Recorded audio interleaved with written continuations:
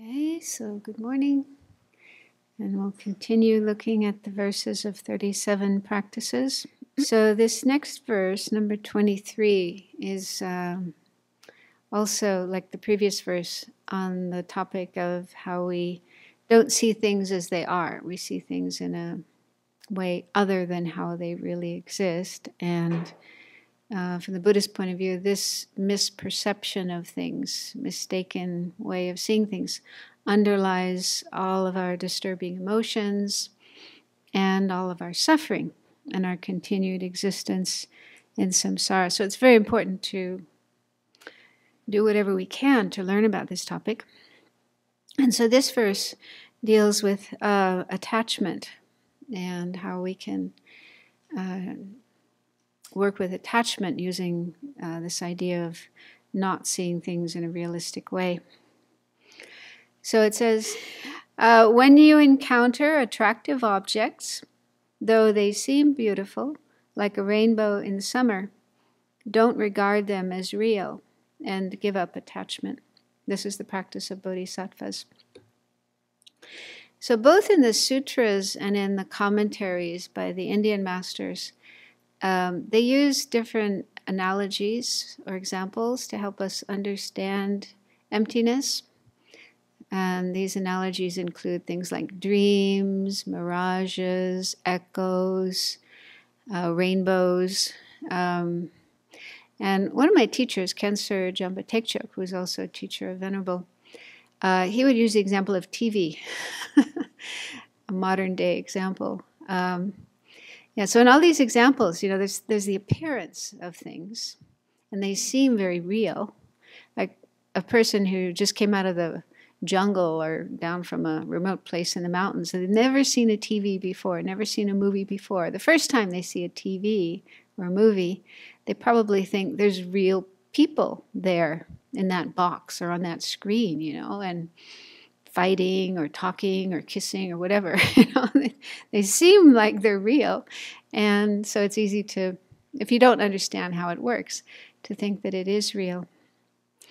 So in this verse, it uses the analogy of a rainbow. And it's a fitting analogy because it's talking about attractive objects. So a rainbow is something attractive. I think anybody, when they see a rainbow in the sky, ooh, isn't that pretty?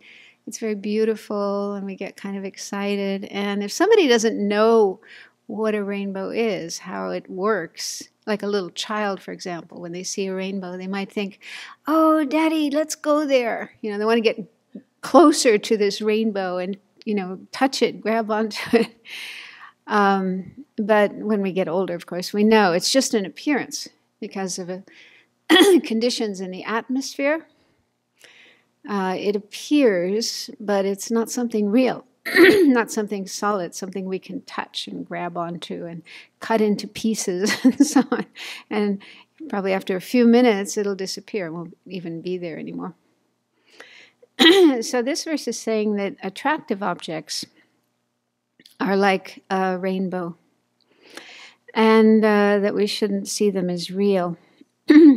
So this can point to the ultimate nature of things, the emptiness of inherent existence of things. And if we have an understanding of that, it's not easy to understand that, but if you do have an understanding of that, then you can use that understanding to counteract attachment. So when there's an attractive object, you can try to see how it appears, inherently existing, independently existing, truly existing, and then investigate that and see if that's true or not. But that's a little difficult if you don't have an understanding of emptiness. And there's other ways we can work with attachment that are similar to this idea. Because the thing is, when we have attachment or any disturbing emotion in our mind, not only do we not see the object in a realistic way on the ultimate level of things, talking about the emptiness of inherent existence, but even relatively, conventionally, we're not seeing things correctly. So that's a little easier to investigate. So I'll mention some ways in which we could kind of do a reality check on attachment when we have attachment in our mind. So Let's say attachment to persons. That's probably the strongest kind of attachment that we have, compared with attachment to material things. Partly because it's reciprocal, usually. Not always, but sometimes. I mean, if you're attached to a movie star, there's maybe not much coming from their side. But in many of our relationships, you're attached to them and they're attached to you, and then it gets really sticky. And even if you're trying to extricate yourself, the other person's still holding on. So it's really tricky to deal with that kind of attachment. Okay, so let's say there's an attractive person, a person that we find attractive, and we're, getting caught up in attachment. So one thing we can check is just what is our mind saying about this person? Like try to take a step back from the mind and look objectively at what the mind is saying. So one of the things the mind is probably saying is, oh, he, she, it, whatever, is so fantastic, is so attractive, is so this, so that, just really, seeing the person as almost perfect, if not perfect, and having all these wonderful qualities. So, and so this is what our mind is saying, and then we tend to believe in it, and that feeds our attachment. So is this really true? Is the person really as fantastic as we think they are? I had an experience once. I met this woman who told me that she'd been married to a man, and she thought he was like a Greek god. He was so attractive and all these wonderful qualities, and she was just totally enamored of him. And he recognized that she was exaggerating, and he would try to tell her, I'm not really like that. I'm not really what you think I am. But she didn't want to believe it. It's like she just didn't listen to him. It's almost like she wanted to continue believing in her kind of fantasy about him. But then, I don't know if it happened all at once or gradually over time, the bubble burst. And then she came to see him as he really was. And then she didn't like him anymore. Divorced. Which must have been very painful for both of them. So that's kind of an extreme case of that and how it can lead to suffering. But I think we all do it. It happens with all of us. And so one thing that we can do is just take a look at how other people see that object. We might find other people who agree with us. Oh yeah, he's really fantastic or she's really fantastic. But we'll probably find some people who are like, yeah, okay. And maybe even some people who say, what do you see in him or her? They have a very negative view of the person. So that can be a real shocking experience when we find out that not everybody sees the object that in the same way that we do. So that can sort of cool down our attachment. Because this is what happens with attachment. Our mind sees the object as much more wonderful than it really is. It's like an exaggerated view, and also we tend to ignore or deny any faults or not so good qualities. But sooner or later that bubble bursts. We find out they're not really like that, and then it can be very painful.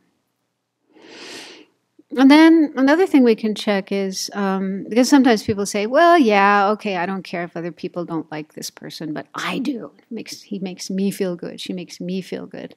But that's another thing to check, this idea that this object makes me happy, this object makes me feel good, this object gives me pleasure. Is that really true? If we investigate that, we'll probably find, yeah, sometimes, but not always. There are times when we might be with the object, but not feeling so happy, not feeling so good, maybe feeling bored, maybe feeling irritated.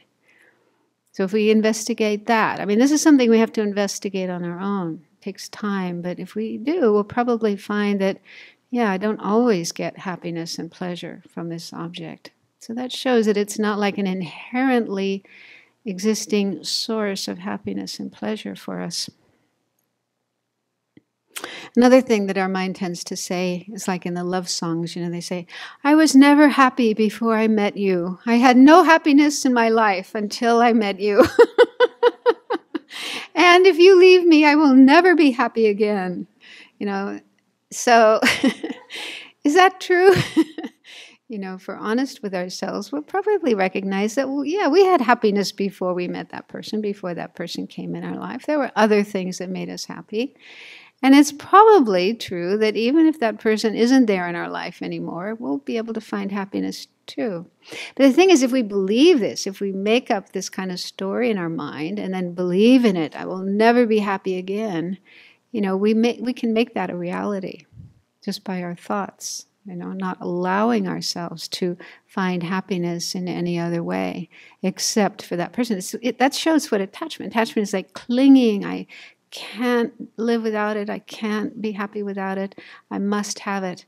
So this is what attachment does to our mind. It creates these kind of false stories, false fantasies. And if we can recognize this, it's very, very powerful, very helpful to overcome attachment. So these are just some thoughts that I had in my mind when I read this verse. How objects that we find attractive can be compared to a rainbow in summer. But does this mean we can't enjoy things? We, shouldn't enjoy people and food and all the other nice things? No, it doesn't mean that. Buddha never said, don't enjoy yourselves. So we can still enjoy whatever beautiful things, whatever attractive things there are, but try to do it without attachment. And if we can recognize how they're like a rainbow, they're not so solid and real and permanent as they appear to be, that can actually help us to enjoy things even more. Because then when they're there, we enjoy them, but we're not clinging to them. When it's time to separate or time for them to go, we can let go of them without this pain that usually comes. Okay, thank you.